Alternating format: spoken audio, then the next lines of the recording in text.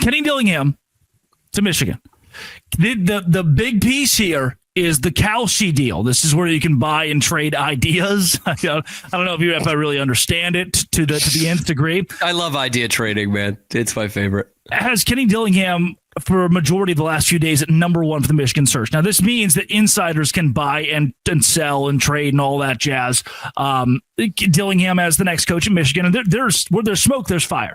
Comes to practice, he gets emotional, gets fired up when they ask him, and he's kind of like jumping into practice as he walks through the gates to go and coach his team, getting ready for a bowl game. He's acting weird, which is not abnormal. Kenny Dillingham's a fiery guy.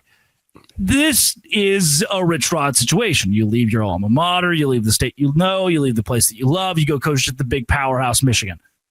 Where it starts, and there is a very good chance that he does actually leave. I'll get to that in a second, but I do need to give a nod at the Michigan head coach who allegedly hires his mistress at like a $55,000 a year salary. Yeah. All of a sudden, she's at $90,000.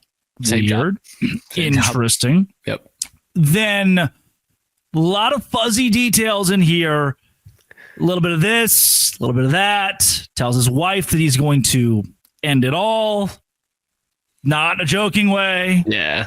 Sounded pretty like a pretty serious way. Yeah. Allegedly takes the knife, breaks into the mistress's house, holds the knife to his throat, says again, I'm going to end it all. Not in a joking way. And it's because of you, and you're going to watch. Doesn't kill self. Police show up and detain him, and the picture of him sitting in the cell. Just there's a lot going on. There's a lot. Yeah. And when that domino, it's the meme of the small domino and the very large domino. Like Sherrone Moore, Jim Harbaugh takes an NFL job. Sherrone Moore holds a knife to his neck, and now Kenny Dillingham is the head coach of Michigan. I mean, I would say crazier things have happened because it's college football, but it's pretty crazy. This is pretty nuts and unprecedented, I would say. This becomes kind of a, like, just the Kenny Dillingham part of it becomes kind of a greater college football argument here of like, how many schools are there that you would leave your alma mater for? If you're a coach, like, we're not talking like, oh, I played at Northern Iowa, Austin. Like, no, we're talking about like guys who've played big time college football and then has coached there and then can go somewhere else. There's not many. I would say though, Michigan is one of them. Apparently, Nebraska is one of them too, because Matt Rule turned down Penn State. So apparently Nebraska is one of them. But no, I mean, seriously, Michigan, Ohio State, Alabama, I would say would be up there. Potentially Georgia, depending, like for Clark Lee, it could be Georgia, just as an example, a complete hypothetical because it's the SEC. I think Michigan would be one of those jobs. Like, it is one of the two best conferences in football. And Michigan has a legit shot at obviously being a powerhouse in that conference. So there's maybe 5 of those jobs. And if I'm an Arizona State fan, I'm probably sweating it out. What do you do if you're the administrator? Because here's the deal, man. Arizona State has a good fan base. Mm-hmm. And I like Arizona State's fan base, but they're not Michigan. And it's hard for that to be a knock on Arizona State. Like 4 other schools in the country are Michigan. You're dealing with some of the most electric fan bases in the country when you get to the very, very top. If I'm Kenny Dillingham, I'm like, man, only half my home games are full to the brim. The money's not what it is at Michigan. Like, yeah, it's probably 17 degrees in Ann Arbor today and 78 degrees in Tempe. That's a big difference. That is a difference. Yeah. If you're the athletic department, what is the pitch? What is the sell? See, that's where it's tough because. And again, I'm sorry, I didn't cut you off. Yeah. Not that Arizona State would be a terribly hard place to sell in a vacuum, right. But when put up against college football powerhouse, I think most wins of all time, Michigan. Correct. And trust us, as guys who cover the Big 12 and Baylor specifically, we understand that argument there. And the thing about Michigan versus Arizona State is all the things that you have anxiety about as being the head coach at Arizona State, you don't have at Michigan, right? Like, the whole, is our conference going to get enough respect? Is our conference's respect or lack thereof going to keep us out of the college football playoff when we have a good year? Will this be a good year financially for us for NIL? Will a guy, who's been a good player for us jump ship and go somewhere bigger? Sam Levitt. All those things that you worry about as the head coach at Arizona State, you don't have to worry about at Michigan. If you're even close to being a playoff team at Michigan, you're in. Right? Like, it's the same, Texas was kind of the example this year. You lost 3 games. You couldn't quite get in there. If you go 10-2 at Michigan, you're in the college football playoff. You never have to worry about the stadium being half full. It's always going to be full. You never have to worry about the money coming in or, having a bad recruiting class because of whatever circumstance there is. You never have to worry about that at Michigan. The only thing you would have to worry about, and I do find this a little interesting, is the reports are now that Michigan knew about Sherrone Moore's relationship before the season. Oh. And then they have a down year. And all of a sudden it's like, well, Sherrone, you can't be doing this. Come on. You can't be doing that. I mean, look at the Rays here and all this, we can't have that. And so then it becomes, is my job.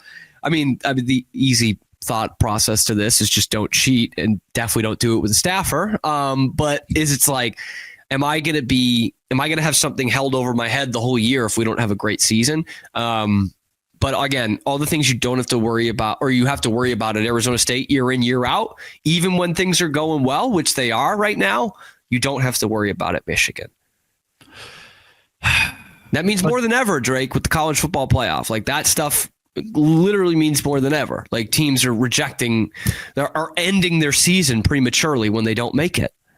But did it work for Rich Rodriguez? Yeah, it's a great one to put out there, man. There is a piece of this and a large piece of this that is home.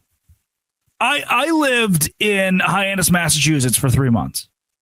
Good spot. That's not home, right? I lived in Anchorage, Alaska for 3 months. I've got like my most proud hats behind me. Alaska, Hyannis, Massachusetts, Anchorage, right? Like, there are places that you go, that you stay for long periods of time, that you really enjoy yourself to the point where you have a certain loyalty to. I've got China Spring, Texas, Cougar stuff all behind me, right?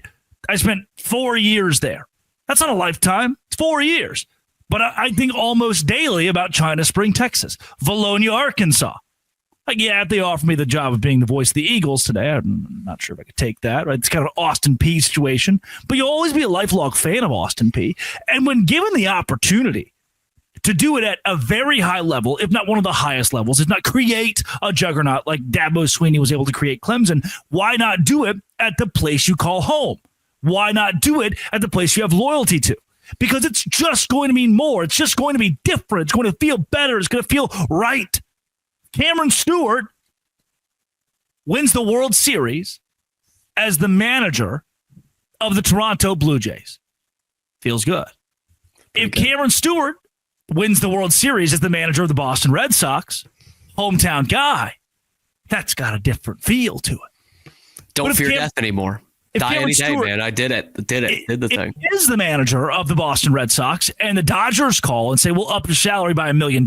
You leave, you go to the Dodgers, you lose for 2 or 3 years, they fire you. Then what? Then 20 years later, the Red Sox call again, like, I don't know, I guess you're our guy again. Rich Rodriguez style. And what did you do but float around for those 20 years and just wonder, why did I do that? Why did I leave home? Why didn't I stay and make it happen? That's the situation that I think Kenny Dillingham's in. It's a humongous risk reputation-wise. And it doesn't even have to be your alma mater. Like, I think Lincoln Riley took a huge risk leaving OU. And whether it's paid off or not is still up for debate. But, like, if he gets fired tomorrow at USC and he does the Rich Rodriguez and he just floats around for another decade, then it's like, who won? I'll give you a good one. Herb Brooks, man. Coached at Minnesota, wins the gold medal, Miracle on Ice, and then just has a new job every 2 or 3 years the rest of his career. He was a legend at Minnesota, and then wins the gold medal. And it's just, it's up to you whether you think that's a good career or not, And there comes a time where there might be an offer that's just too big to turn down. And again, not for Arizona State fans to get mad at us. Again, we're talking about like 4 or 5 jobs that can do that in the country over everybody else, man. In fact, I mean, they could be having this discussion on Locked On Hoosiers. It's not the alma mater, but Curt Cignetti. Like, if you're Michigan, would you make a call there? Yeah. With how great you're doing right now at Indiana, there's 4 or 5 schools that you would leave it for. Maybe Michigan's one of them. That's that Curt Cignetti is the Hyannis, Massachusetts. Yeah. Where you, at some level, you decide, I'd like to be here. I want to be here. Is it the apex of all human existence? No, but it's best for me. Coming up, who is the saddest program in the Big 12 in football? Is it Colorado? Baylor? Is it BYU held out of the playoff? This is Locked On Big 12. Spider 2Y Banana, Omaha Steaks. Holidays come with 2 big goals: feeding people well and finding gifts they'll love. Why not do both of them in the same thing? Sizzle all the way sale. That's right. I named it.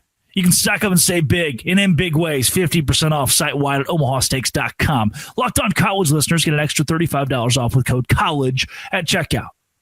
I've seen Omaha Steaks as gifts before. I've given them as gifts. I've gotten them as gifts. That's the trifecta. Seen, given, gotten. This year I'm doing it again. Why? Because there's a beautiful thing of like having my own handprint on this, fingerprints, my own fingerprints on this, of like curating the box that I send my mom and dad. And at the same time, not having to go to a store for 7 hours or build something for 8 hours. I just boop, boop, boop, boop, boop. I pick what they like, put it in the box, order by 6 p.m., ships the same day. omahasteaks.com. 50% off site-wide during the Sizzle All the Way sale. Extra $35 off. Use promo code COLLEGE, all caps COLLEGE at checkout. Terms apply. See site for details. omahasteaks.com. Code COLLEGE at Omaha Steaks.